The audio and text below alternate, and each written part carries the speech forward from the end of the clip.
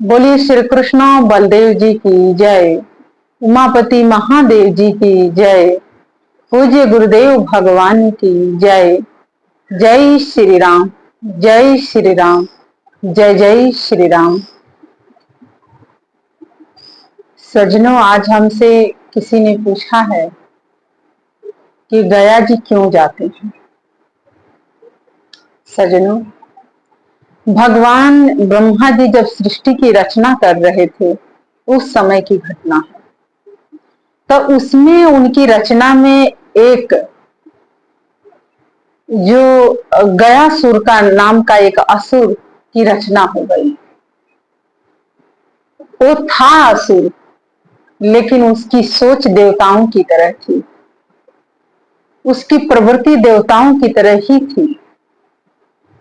वो बहुत ही अच्छा व्यक्ति था, बहुत ही सुंदर था वो, लेकिन उसका शरीर बहुत ही लंबा चौड़ा था। सज्जनों, वो हमेशा दूसरे के भलाई के कार्य में तत्पर रहता था, दूसरों के लिए कुछ अच्छा करने के लिए सोचता था। तो एक दिन भगवान ब्रह्मा जी ने देखा उसकी मनोस्थिति को, तो उन्होंने कहा कि असुर होते हुए भी नारायण के प्रति इसके मन में इतनी श्रद्धा है, इतना भाव है विष्णु जी के लिए। तो ब्रह्मा जी ने कहा कि तुम नारायण की आराधना करो, नारायण की भक्ति करो। और नारायण से बहुत गयासुर को बहुत ही प्रेम था। सजनों, जो गयासुर था वो भगवान नारायण की बहुत ही आराधना किया, बहुत ही तपस्या किया। सजनों, यहां हम थोड़ा सा रुकते हैं और विचार करते हैं। जितने भी असुरों के नाम आपने सुना है वो किसकी तपस्या करते हैं? भगवान शिव जी के और ब्रह्मा जी के। नारायण की आराधना असुर नहीं करते हैं, लेकिन गयासुर जो था वो थोड़ा विलक्षण था, थोड़ा अलग था। उसे यदि किसी से प्रेम था तो वो नारायण थे, भगवान श्री हरि थे। और वो इसीलिए भगवान श्री हरि की आराधना की, तपस्या किया। तपस्या करते करते बहुत समय बीत गया उसको, और कहते हैं कि एक दिन श्री नारायण उसके समक्ष उपस्थित हुए। सजनों, कथा बताती है कि जब भगवान श्री हरि उसके समक्ष उपस्थित हुए तो उन्होंने कहा कि गयासुर, तुम कुछ मांग लो, मैं तुमसे बहुत खुश हूं, बहुत ही प्रसन्न हूं। तुमने मेरी बहुत आराधना की है, बहुत तपस्या की है मेरी, तुम जो चाहोगे वो तुम्हें मिल जाएगा। गयासुर ने कहा कि सच में? भगवान श्री हरि ने कहा कि हाँ गयासुर, तुम्हारे मन के अंदर तो मैं बसा हूं, तुम्हारा निर्छल प्रेम तो मेरे लिए है। अब सज्जन, गयासुर ने कहा कि हे नारायण, अगर आप मुझे कुछ देना ही चाहते हैं तो यह वरदान दे दीजिए कि जो मुझे देखे उसका पाप नष्ट हो जाए। मैं जहां भी जाऊं और कोई भी मुझे देख ले तो उसका पाप उसी क्षण नष्ट हो जाए, और कोई भी यमपुरी ना जाए, सब आपके वैकुंठ लोक में जाएं। भगवान ने कहा कि तथास्तु, ऐसे ही होगा। सजना, आप देखिए, असुर होते हुए भी उसका मन इतना शुद्ध था कि समाज के कल्याण के लिए उसने वरदान मांगा, समाज के हित के लिए उसने वरदान मांगा। लेकिन एक से एक असुरों के नाम आपने सुना होगा, महिषासुर, ताड़कासुर, रूरू, आघासुर, बकासुर, रावण, अहिरावण, सहस्त्र रावण, मेघनाथ, दुर्योधन, दुशासन, शकुनी, सजनों, जरासंध, बहुत ऐसे असुर थे, बाणासुर, जिन्होंने अपने लिए कुछ मांगा अपने हित के लिए मांगा, वरदान मांगा। लेकिन मैं नाम इसलिए कुछ नाम अभी गिनाई हूं, अगर मैं नाम गिनाने लग जाऊं तो बहुत समय लग जाएगा। तो जो लोग वरदान मांगे वही वरदान उनके लिए श्राप बन गया और उसी वरदान से उनका सर्वनाश हो गया। सजना, इसीलिए गयासुर जो था भगवान नारायण की भक्ति की, भगवान नारायण के चरणों में उसका प्रेम था और भगवान श्री नारायण से उसने क्या मांगा? समाज के कल्याण, समाज का हित। सजनों, आज की बात कर लें, कोई भी अगर समाज के कल्याण के लिए कोई कार्य करता है तो वही महामानव है।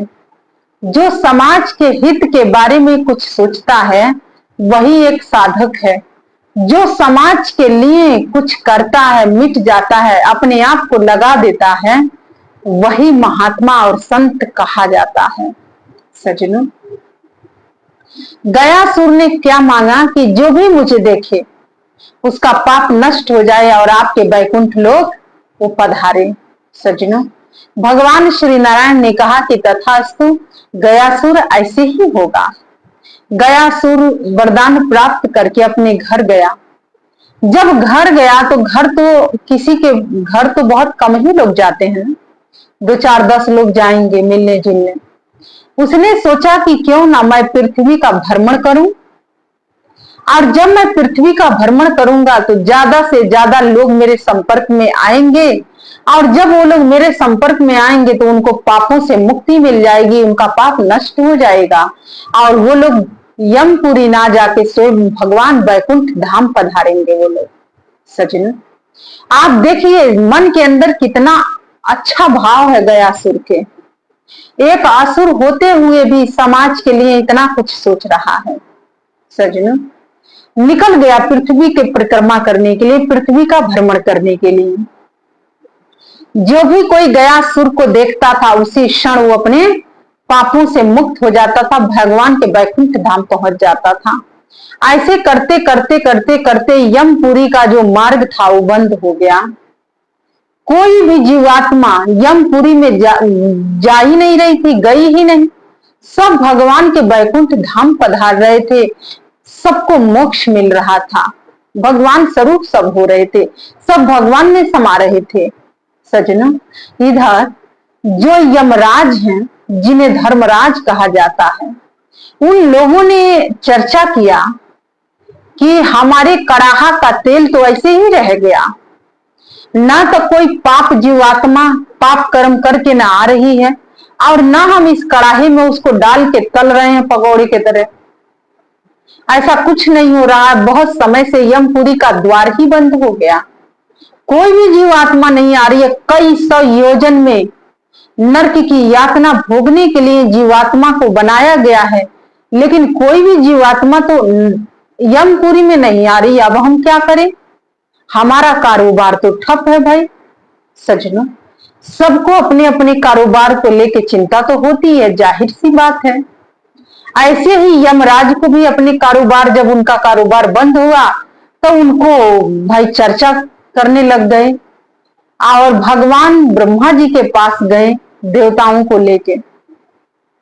ब्रह्मा जी के पास गए तो ब्रह्मा जी ने कहा कि अब इसमें मैं कुछ नहीं कर सकता हूं, विष्णु जी के पास चलते हैं जिन्होंने वरदान दिया है कि मृत्यु लोक में कोई पाप ही नहीं कर रहा है, और कोई पाप नहीं कर रहा है तो यमपुरी में नहीं जा रहा है, और जब कोई यमपुरी में नहीं जाएगा तो यमराज के कार्य कैसे होगा। सजनों, नारायण ने जब सुना तो मंद मंद मुस्कुराए और ब्रह्मा जी से कहे कि आप कोई योजना बनाइए, फिर अगर यमराज के कार्य रुक गया है मेरे वजह से तो इसका भी तो कोई तोड़ निकाला जा सकता है, क्योंकि मैंने तो उसकी तपस्या का फल दिया है जो उसने मांगा है, और वो तो देना मेरा बनता है उसको। ब्रह्मा जी ने कहा कि ठीक है, मैं उसके पास जाता हूं। और ब्रह्मा जी गए। जब गए तो गयासुर जो था मिला। ब्रह्मदेव ने कहा कि गयासुर, तुम्हारा ये पूरा शरीर इतना पवित्र है कि इतना पवित्र जगह मुझे इस मृत्यु लोक में कहीं भी नहीं मिल रहा है। और मैं चाहता हूं कि तुम लेट जाओ और मैं तुम्हारे इसी शरीर पर नारायण यज्ञ करूं। सजनों, गयासुर ने जब सुना तो उसने कहा, नारायण यज्ञ? अरे मैं तो नारायण के प्रेमी हूं, मैं तो उनसे बहुत प्रेम करता हूं, और मेरे इस शरीर पर यदि यज्ञ होगा तो इससे भी बड़ा मेरा सौभाग्य क्या हो सकता है। और सजनों, गयासुर लेट गया, और जैसे ही लेटा तो ब्रह्मा जी ने उसके ऊपर हवन कुंड बनाया, और हवन कुंड बनाने के उपरांत अब वो हवन करना आरंभ करते हैं। और जैसे ही हवन इत्यादि करने लग गए, देखते ही देखते सारे देवी देवता आके उसके शरीर पर, सब जहां जिसको जगह मिला उसके शरीर पर बैठ गए।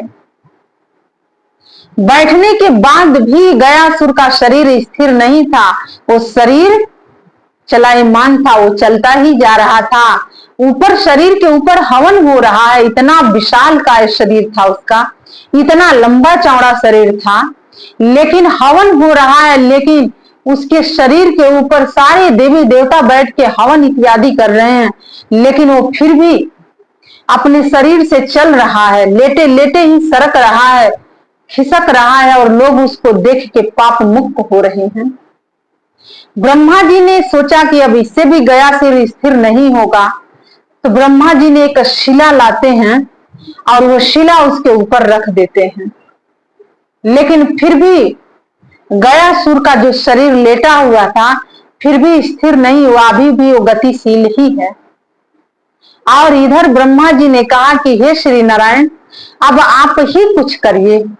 और भगवान श्री नारायण आते हैं और उसी शिला पर भगवान श्री हरि दोनों पैर रख के बैठ जाते हैं आसन में। जैसे ही आसन में भगवान श्री नारायण बैठे तो गयासुर स्थिर हो गया। अब वो हिला डुला नहीं, क्योंकि भगवान के उसने मान रखा। भगवान श्री नारायण से बहुत प्रेम करता था, वो उनकी आराधना करता था, इसलिए उनका मान रखा और वो हिला ही नहीं, स्थिर हो गया। और भगवान नारायण ने कहा कि हे गयासुर, तुम इतने पवित्र हो कि तुम्हारे शरीर के ऊपर हवन कुंड बनाया गया है, और ब्रह्मा जी सारे देवी देवता मिलके हवन इत्यादि कर रहे हैं, और मुझे भी इसमें, क्योंकि ये नारायण यज्ञ हो रहा था और इसलिए मुझे भी, मेरी भी आहुति डाली गई थी और मुझे बुलाया गया था, और मुझे ये आसन शिला के रूप में दिया गया था बैठने के लिए, और मैं तुम्हारे ऊपर शिला रख के बैठ गया हूं, आसन लगा लिया हूं। गयासुर ने कहा कि हे प्रभु, इससे बड़ा मेरा सौभाग्य क्या हो सकता है कि नारायण स्वयं मेरे शरीर पर आसन लगा के बैठे हैं शिला के ऊपर। इससे बड़ा मेरा भाग्य क्या हो सकता है। अब तो मुझे इस शरीर को छोड़ना ही पड़ेगा, मृत्यु लोक से मुझे प्रस्थान तो करना ही होगा, लेकिन हे प्रभु, मैं जाते जाते मैं बहुत प्रसन्न हूं कि मेरा ये मृत शरीर भी किसी काम में आ गया, और वो भी देवी देवताओं के काम में आ गया। श्री नारायण ने जब सुना तो कहा कि हे गयासुर, मैं तुम्हारे इस भक्ति भाव से अति प्रसन्न हूं, तुम्हारे इस सेवा कार्य से मैं अति प्रसन्न हूं, तुम मुझसे कुछ मांग लो। सजनों, गयासुर ने कहा कि हे प्रभु, ये नियम है कि जब भी कोई मृत्यु लोक में आता है तो उसे जाना ही होता है, लेकिन मेरा ये शरीर जो है, मैं जा तो रहा हूं, लेकिन आप मुझे वरदान दे दीजिए कि मैं ऐसे जगह पर स्थित रहूं, मेरा ये शरीर पवित्र हो और मेरे नाम पर कोई हवन इत्यादि करे, पिंड दान करे, और मुझे देखने मात्र से उसका पाप नष्ट तो होगा ही, और जिसे भी वो पिंड दान करेगा वो भी पाप से मुक्त हो जाएंगे और उन्हें कहीं ना कहीं जन्म मिल जाएगा। ऐसा ही वरदान दीजिए।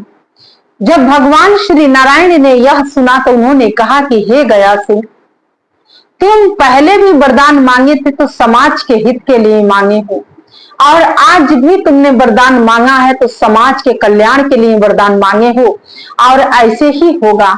आने वाले समय में यह जगह गया जी के नाम से जाना जाएगा, और तुम्हारा यह शरीर जो है 5 कोस में विस्तार होगा और ये तुम्हारे ही शरीर पर हवन इत्यादि होगा और यहाँ पर जो आएगा उसका पाप नष्ट हो जाएगा और जिसके नाम से वो पिंड दान करेगा, जो भी उसके पूर्वज होंगे उन्हें भी पापों से उसी क्षण छुटकारा मिल जाएगा, पाप मुक्त हो जाएंगे और उन्हें कहीं ना कहीं जन्म मिल जाएगा। सज्जनों, इसीलिए आपने पूछा था कि गया जी क्यों जाते हैं, तो सज्जनों इसीलिए गया जी जाते हैं क्योंकि किसी भक्त की तपस्या है, किसी भक्त की भक्ति है, और चाहे वो असुर है चाहे सुर है।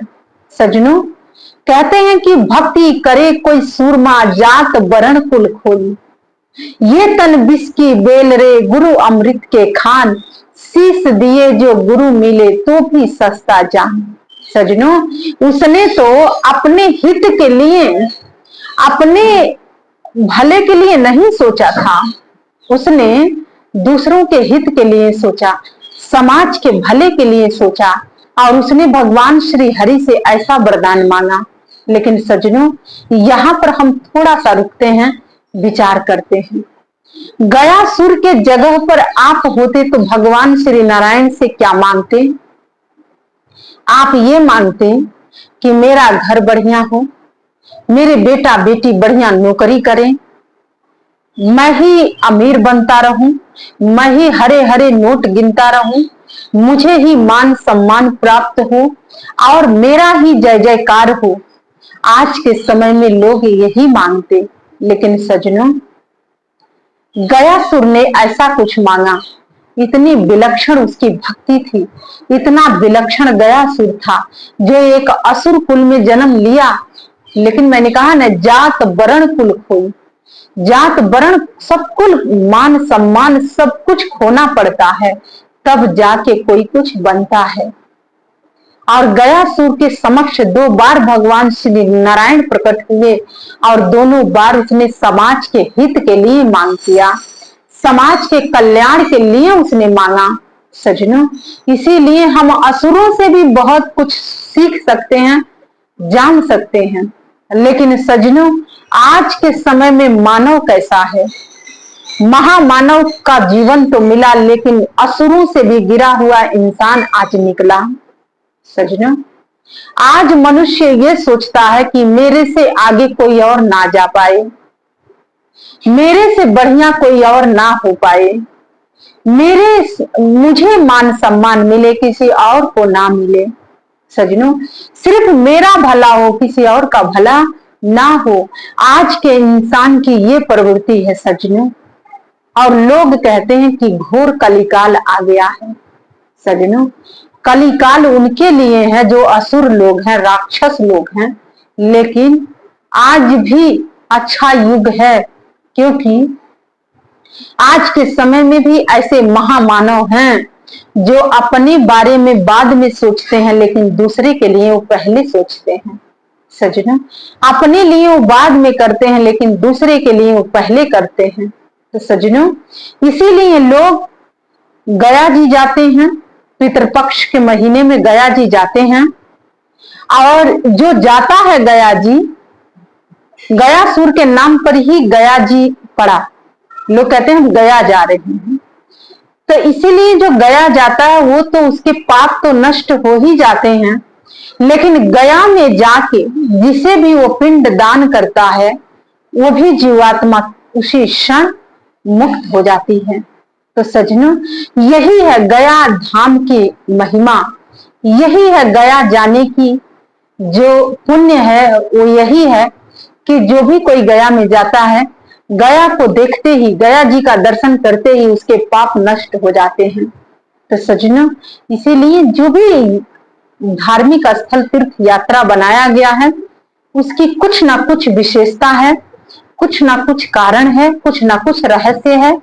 जब आप डीप में डीप जाएंगे तब आप कुछ उसके बारे में समझ पाएंगे।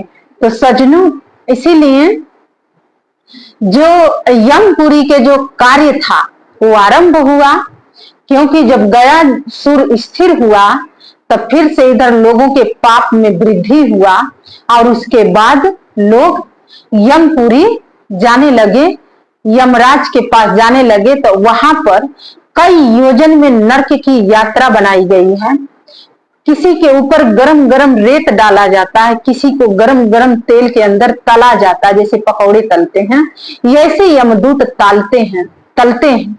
किसी को पस में डाला जाता है, किसी के रक्त के कुंड होता है उसमें डाला जाता है। बहुत ऐसी यातना है जो जीवात्मा उसमें जाती है, तड़पती है। कहीं बहुत बड़े बड़े चोंच वाले कौवा हैं, वो चोंच मारते हैं, उनके नुकीले चोंच हैं, उससे वो बार बार प्रहार करते हैं, बार बार आके जीवात्मा को चोंच मारते हैं। लहू लोहान जीवात्मा हो जाती, तड़पती है। कहीं धूप ही धूप है, कहीं रेत ही रेत है, और कहीं ऐसा घास उगा है कि वो तलवार के काम करता है। सच में ये है यमपुरी के मार्ग की जो मार्ग है, उसके मैंने वर्णन थोड़ा सा किया है। जो रास्ता है ये है। तो सज्जनों, इसीलिए यमराज को अपनी चिंता थी कि अगर मृत्यु लोक में कोई पाप ही नहीं करेगा तो मेरा तो कारोबार बंद हो जाएगा। तो इसीलिए गयासुर को एक जगह स्थिर किया गया, और जिस शिला पर भगवान श्री नारायण स्थित हुए थे, आज भी वो नारायण के पद चिन्ह वहां पर है। नारायण शिला बोलते हैं उसको। लोग वहां पर जाते हैं, वहां पर पूजा अर्चना करते हैं, भगवान श्री नारायण के पद चिन्हों को प्रणाम करते हैं, भाव पुष्प अर्पित करते हैं, बाहर से भी पुष्प अर्पित करते हैं। तो आज भी वो शिला वहां पर स्थिर है। तो सज्जनों, यही है गया जी जाने का मतलब, गया जी में पिंड दान करने का मतलब। और गयासुर की जो भक्ति थी, वो भक्ति से जीते जी उसने लोगों को पाप से तो मुक्त किया ही किया, लेकिन जब वो इस संसार से प्रस्थान किया तो आज भी अपने नाम से और अपने काम से आज भी लोगों को पाप मुक्त करता है। तो सज्जनों, ऐसा जीवन होना चाहिए कि आप इस संसार में आए हैं तो आपके जीवन से किसी को सुख मिले, शांति मिले। ऐसा जीवन मत बना लीजिए कि आपके जीवन से किसी को दुख मिले, किसी को अशांति मिले, किसी को पीड़ा मिले। तो सज्जनों, अगर कोई लोग ऐसे हैं, चाहे वो भक्ति भाव कर रहे हैं, चाहे साधु संत हैं, वो दूसरों को पीड़ा दे रहे हैं, तो वो भी उस पीड़ा से वंचित नहीं रहेंगे, उन्हें भी उस पीड़ा की यातना तो सहनी ही पड़ेगी। तो सज्जनों, यही है, जैसी करनी वैसी भरनी। जो आप करते हैं वही आपको मिलता है। और असुर कुल में ऐसे कई ऐसे असुर हुए हैं जो जिनका नाम स्वर्ण अक्षरों में पुराणों में लिखा गया है। भक्त प्रहलाद असुर कुल में जन्म लिए थे, लेकिन उनके नाम के आगे भक्त लगता है। सज्जनों, राजा बलि जो थे वो भी असुर कुल में ही थे, लेकिन भगवान श्री नारायण को उन्होंने सारा कुछ दान में दे दिया था। और इधर गयासुर भी देखिए, भगवान श्री नारायण के चरणों में उसका कितना अनुराग है, कितनी भक्ति है कि उसने सब कुछ भगवान पर न्यौछावर कर दिया, सब कुछ दे दिया। और अंत में यही कहा कि मैं तो इस संसार से प्रस्थान कर रहा हूं, लेकिन अगर कोई यहाँ आता है तो वो पापों से मुक्त हो जाए। तो सज्जनों, ऐसा जीवन होना चाहिए कि आपके जीवन से किसी को हानि ना हो, पुण्य मिले आपके जीवन से। आप जहां जाएं वहां पर भी, जहां रहते हैं वहां भी, और जहां भी जो आपके शुभ कर्म हैं उससे हर किसी को अच्छा हो, किसी का बुरा ना हो। सज्जनों, ये जीवन होता है। ऐसा जीवन नहीं चाहिए कि जो दूसरे के प्राण हर ले, दूसरों को वेदना दे, दूसरों को दुख दे, दूसरों को तड़पाए, दूसरों को रुलाए। ऐसा जीवन नहीं होना चाहिए। सज्जनों, ऐसे जीवन पर तो धिक्कार है, और ऐसा जीवन तो किसी को ना हो। सज्जनों, तो हम सबका ऐसा जीवन होना चाहिए कि हम सबके जीवन से दूसरों को शांति और सुख की अनुभूति हो।